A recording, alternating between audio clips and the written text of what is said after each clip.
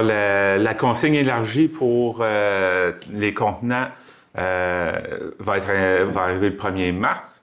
Et pour voir où est-ce qu'on s'en va avec ça, ça va être quoi les changements, comment on va se retrouver pour les points de dépôt. Ben, on va parler de ça avec Nathalie Drapeau, directrice générale de la Régie intermunicipale de traitement des matières résiduelles de la Gaspésie. Bonjour. Bonjour. Donc, la consigne élargie 1er mars, est-ce que ça va être un gros bordel ou bien on devrait être en mesure de pouvoir se retrouver là-dedans? Comment ça s'arrange? En fait, ça sera pas facile parce que ce qui devait être déployé comme plan de match n'est pas complètement, a pas atterri complètement. Puis, tu sais, je tiens à rappeler que la consigne élargie, en fait, on vise tous les contenants à boire de 100 millilitres à 2 litres. Alors, du petit truc le petit contenant de plastique jusqu'aux 2 litres, la grosse bouteille de liqueur, la grosse bouteille d'eau. Les yogourts à boire, entre autres, entre Exactement, exactement. Alors, ce qui va être accepté, ce qui va s'ajouter au 1er mars, bon, il y a déjà les canettes. Les gens connaissent ça, les canettes. Hein? On va déjà porter les canettes à la consigne, là, dans la gobeuse, là, à l'épicerie ou au dépanneur. Fait que là, la canette, ça demeure. Les bouteilles de bière sont encore en place, là. Ça n'a pas été aboli. C'était déjà connu, c'est ça. Ce qui va s'ajouter à partir du 1er mars, ce sont, entre autres, particulièrement, toutes les bouteilles ou tous les contenants à boire en plastique. Alors, imaginez-vous, bouteilles d'eau, particulièrement bouteilles d'eau, donc tout ce qui est liqueur. Oui, parce que les bouteilles d'eau, ça ne l'était pas, consigné ça encore. Exact. Exactement, puis c'est un gros volume. C'est vraiment un gros volume. Alors, ce sont particulièrement ces contenants-là qui vont s'ajouter à partir du 1er mars. Est-ce que les jeux en Tetra Pak, ça rentre aussi dans la consigne, ça? Ça va rentrer, mais dans 1 an ou 2. Je pense que ça a été décalé, là, ça a été repoussé. Alors, ça va être au moins plus que en 2026, peut-être, sinon en 2027. Alors, et ça, ce sera la dernière étape qui va s'ajouter avec d'autres contenants en verre. Donc, ça va aller de façon progressive si on veut l'ajout de toutes ces... Oui, c'est ça. Alors, vous me demandiez si ça allait être le bordel. De façon polie, je vais dire que ça ne sera pas facile parce que, pour le moment, le nombre de lieux d'accueil n'a pas augmenté. Aujourd'hui, donc, on utilise en général, on va à l'épicerie, il y a des gobeuses, puis là, on y va avec les canettes, puis on laisse nos caisses de bière au comptoir. À partir du moment où là, on va se retrouver avec les bouteilles d'eau, alors on augmente le volume pour le même nombre de gobeuses ou à peu près à court terme. Est-ce que, au mois d'août, on va être dans la même situation? Peut-être pas. Peut-être qu'ils vont avoir ajouté d'autres points d'accueil ou de dépôt. Là, je pense que l'organisme qui est responsable de ça est en pourparlers avec des entreprises du coin et du territoire. Mais pour le moment, on est quand même avec les mêmes installations pour accueillir le double, voire le triple du volume qui va être visé par la consigne élargie. Pour ce qui est des bouteilles de plastique, ça j'imagine, ça va bien aller dans les gobeuses, là, mais avec toutes les bouteilles de verre, ça peut pas aller là-dedans. Est-ce qu'il va y avoir des lieux ou des endroits où est-ce qu'on va pouvoir aller déposer tout ça? Je pense, ça c'est une entreprise qui fait la tournée, là, c'est Go Consigne, ça s'appelle, que j'ai entendu parler, qui, elle va aller chercher chez les gens des sacs de tout ça, puis les gens vont pouvoir récupérer leurs consignes. C'est la compagnie qui s'occupe de ça, là. Mais est-ce qu'il pourrait y avoir quelque chose, est-ce que les gens pourraient emmener justement leur contenant à un point de dépôt, puis ce point de dépôt-là va redonner la consigne? Il y a plusieurs formules là, qui sont proposées par la QRCB. Il y a une formule classique avec les gobeuses comme on a actuellement. Il y a une autre formule qui est un genre de gros kiosque, un genre de mini-roulotte, là, si on veut. Et là, les gens vont juste rentrer dans cet espace-là où il va y avoir plusieurs machines et donc un petit peu plus d'outils proposés pour gober les contenants. Et il pourrait y avoir aussi des endroits où ils accueilleraient aussi les sacs. Donc, les gens arriveraient avec leurs sacs et il y aurait à ce moment-là, ils mettraient l'étiquette avec les coordonnées du citoyen, de la personne, pour que cette personne-là puisse recevoir sa consigne. Donc, en sac, en vrac. Mais moi, ce que je tiens à dire, c'est qu'au 1er mars, on n'aura pas ça, là. Alors, ce qui me préoccupe par rapport à ça, c'est... Bon, et là, je vous passe, là, nous, ça fait quand même 3 ans qu'on fait des démarches là, sur ce dossier-là parce qu'on a toujours, partagé notre intérêt au ministre de l'Environnement, parce que c'est quand même un projet du ministre de l'Environnement, mais on a quand même signifié que la régie était un joueur potentiel de ce circuit-là, d'accueil de contenants consignés. On en reçoit déjà plein. Ce qu'on voudrait, c'est que ça soit reconnu, évidemment, comme point d'accueil de contenants consignés. Mais là, bon, ça, il y a une négociation qui est en processus. Je tiens quand même à dire aux gens qu'on n'est pas resté assis sur notre chaise à attendre que le malheur arrive. D'ici à ce que tout ça se mette en place, bien, c'est important que les citoyens qui ne mettent pas leur contenant. Tu sais, mettons que tu arrives à la gobeuse, puis ça fait 4 fois qu'elle te refuse la bouteille, là, mets-la pas aux déchets. Continuez de la mettre au bac bleu parce que ça demeure quand même et avant tout une matière qui est récupérable, qu'on peut garder dans le circuit des matières recyclables. Donc, c'est mon premier message, de ne pas jeter ces contenants à la poubelle, jamais, jamais. Donc, c'est de les mettre au bac bleu ou de les apporter au point de consigne. Donc, 1er mars, la consigne entre en vigueur, mais la mise à jour des gobeuses, elle pourrait prendre un certain temps? Ou... Bien, en fait, c'est ce qu'on constate parce que nous, on a une lettre qui est partie ce matin. Donc, dire, bien, là, qu'est-ce que vous allez annoncer pour notre territoire? Au niveau technique, visiblement, on ne répondra pas à la demande à court terme. Puis deuxièmement, il faut que les citoyens comprennent bien ce qui se passe avec les contenants consignés qui n'arrivent pas à déconsigner.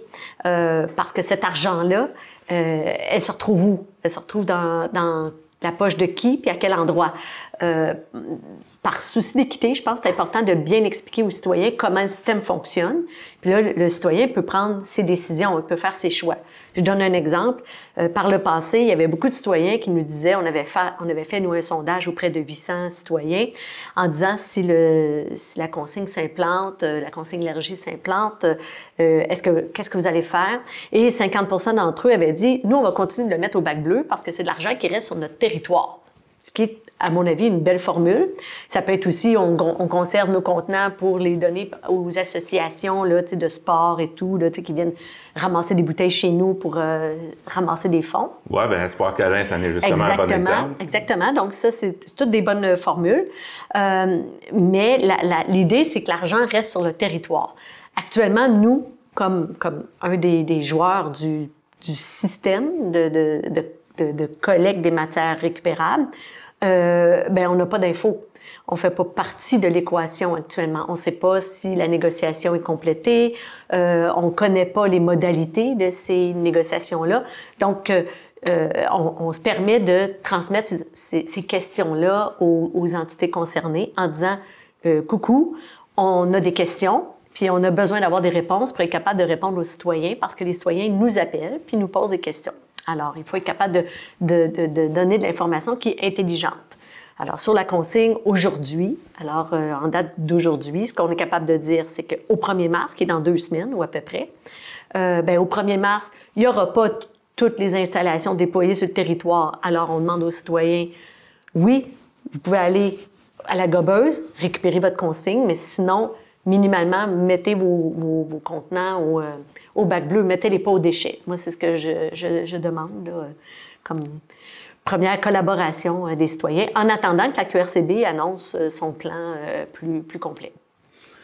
Ça, on sait quand que ça pourrait aboutir, ça? C'est une belle question. ça fait... C'est le gouvernement, fait qu'on sait pas trop. Ça fait comme 1 an et demi que je pose la question, mais je pense qu'ils ont de la pression, là, l'organisme qui est désigné, la QRCB, là, c'est beaucoup de lettres, mais ça demeure que c'est cette organisation-là.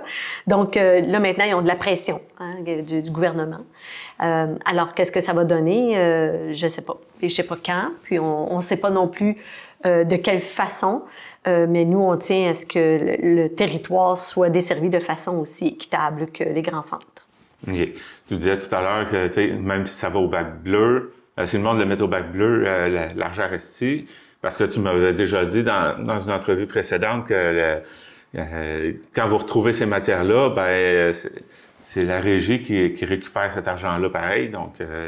Bien, oui, c'est vrai, en fait, parce que ces matières-là, ce sont des matières qu'on peut vendre sur le marché, selon des conditions. Là. Il y a des acheteurs qui nous disent « OK, moi, je vais t'acheter, par exemple, les bouteilles de liqueur, les bouteilles d'eau, c'est fait en plastique numéro 1. Donc, c'est du PET. Alors, ce plastique-là, on fait des ballots, puis on vend le plastique. Cet argent-là, bien, était remise dans l'équation, si on veut, donc venait diminuer les dépenses parce que c'était un revenu supplémentaire. Donc, ça permettait d'avoir une dépense nette plus basse. À partir de janvier 2025, là, les conditions ont changé. Fait qu'il y a de nouveaux joueurs dans le milieu des matières recyclables. Il y a AQRCB, dont je vous parle au niveau de la consigne, et il y a Éco-entreprise Québec, qui a pris maintenant la grande responsabilité de tout le système de la collecte sélective, donc du bac bleu globalement. Et cette équation-là, maintenant, ben oui, ils reçoivent les revenus, mais nous, on est payé maintenant à un prix fixe pour traiter toutes les tonnes entrantes au centre de tri. Alors, plus on a de tonnes, et plus on reçoit d'argent sur le territoire. Éco-entreprise Québec, bon, il y a des centres de tri qui ont dû changer de vocation. Oui, c'est ça, de vocation, okay. Comme celui de Montjoly. Est-ce que nous autres, vous, je veux dire, la régie, demeurez pour continuer votre mission comme vous la faites? Oui. Il y a comme, je pense qu'il reste 21 centres de tri sur le territoire québécois, là, ou à peu près. Là. Et puis justement, l'équipe de Éco-entreprise Québec sont venus nous visiter la semaine dernière. Donc, une bonne rencontre. Nous, on a un contrat de 5 ans avec EEQ. Et je pense qu'on est ciblé comme étant un centre de tri qui assez exemplaire, là, dans le sens où il y a plein de choses qu'on fait qui étonnent ou qui font plaisir à Éco-entreprise Québec. Le fait de transformer le verre localement, le fait de transformer bientôt le plastique sur le territoire. Ça, c'est des atouts pour notre centre de tri. Et quand ils sont venus visiter et qu'ils ont vu notre système, qui est unique en Amérique du Nord, je le répète, hein, la façon qu'on trie les matières, toutes par la même machine, mais que ça repasse en boucle au niveau de la machine. C'était beau de voir ces 3 personnes-là dire « Wow, c'est impressionnant ». Alors, à la fin de la journée, quand j'ai partagé ces impressions-là avec le contremaître, il était vraiment content. Puis lui a lui-même partagé ces infos-là avec les employés pour dire, une organisation comme ça qui a visité 19 centres de tri au Québec sur les 21, puis qui vient dire « Wow, c'est impressionnant votre affaire », ben ça nous met, ça nous fait nous comparer aux autres, puis dire ben on n'est pas pire, tu sais. On peut être mieux. L'idée c'est pas d'être mieux que les autres nécessairement, mais au moins on n'est pas pire, puis on fait les choses correctement. Alors ça c'était une très bonne nouvelle. On a un contrat de 5 ans. Nous, là, le traitement roule bien. On a de la matière qui mériterait d'être plus belle à l'entrée, mais là, il faut continuer d'en parler. Ah, ça, je pense que ça va être une continuelle sensibilisation. Oui. Puis un jour, on va réussir à gagner tout le monde. Je pense qu'on a fait le tour pour la collecte, la consigne élargie. Oui. Justement, parlant de la qualité de ce qui est mis au bac, tu voulais revenir un petit peu sur faire un petit rappel concernant la collecte sélective? Bien oui, parce qu'on a eu plusieurs appels récemment. À partir du 1er janvier, Éco-entreprise Québec a fait beaucoup de pubs en disant ben là, il y a des matières que vous pouvez mettre au bac maintenant. On appelle plus ça du papier, puis du carton, puis du plastique, du verre, du métal. On appelle ça des contenants, des emballages et des imprimés. Et en ayant cette approche-là, ben le chapeau de contenant ou emballage est un peu plus large. Je vous donne 2-3 exemples. Sac de chips, emballage à biscuits, principalement ça, puis autres trucs en styromousse. ces emballages-là, avant, on disait, non, ça, tu mets ça aux déchets parce qu'il n'y a pas de marché qui accepte ces matières-là. Mais à partir du 1er janvier 2025, Éco-entreprise Québec nous demande d'informer les citoyens que ces matières-là sont acceptées au bac bleu. OK. Donc, y compris aussi, de ce que je comprends, c'est tous les emballages plastiques. Donc, ça comprend aussi, parce que ça avait été un exemple là, dans une entrevue précédente que j'avais faite, les sacs comme par exemple, tu sais, les paquets de 6 de yogourt à boire, justement. Oui. Ils sont comme dans un sac. Oui. Il y a les sacs de pâtes aussi. Oui. Donc, tout ça va pouvoir rentrer dans. Oui. Alors, on va recevoir tout ça. Maintenant, si vous me posez la question si ça fait mon affaire, pas tellement, parce qu'on va se retrouver avec des matières qui, actuellement, sont en période un petit peu transitoire. Alors, ces matières-là, les emballages craquants, là, on a toujours dit, là, le plastique craquant, là, mettez-le aux déchets, mais là, on se doit de l'accueillir, c'est ça, on se doit de l'accueillir au centre de tri, mais il va quand même prendre un chemin pas de valorisation pour le moment, et il va retourner un petit peu dans les déchets, tant et aussi longtemps que Éco-entreprise Québec là, ne sera pas revenu avec des avenues soit d'acheteurs ou de valorisation de ces matières-là. Fait que ça, c'est un petit peu, c'est la période transitoire là, qui me plaît le moins, parce qu'on envoie un double message aux citoyens, puis ça, c'est jamais bon. Alors, si on nous demande, est-ce que je peux mettre ça au bac bleu? Oui. Est-ce que vous faites quelque chose d'intelligent avec ça? Non. Ça, c'est vraiment bizarre dans l'Éco-entreprise Québec de dire au centre de tri, ramassez-le, mais envoyez ça aux poubelles. Oui, c'est bizarre, puis ça rend la situation plus complexe. D'un autre côté, je comprends pourquoi IEQ est obligé de faire ça, parce que les membres d'Éco-entreprise Québec, ce sont les générateurs de ces sacs-là, de ces emballages-là. Alors, eux, en étant membres et en contribuant financièrement au système de la collecte sélective, bien, c'est certain qu'ils veulent que leur emballage soit traité dans le circuit des matières recyclables. Je comprends.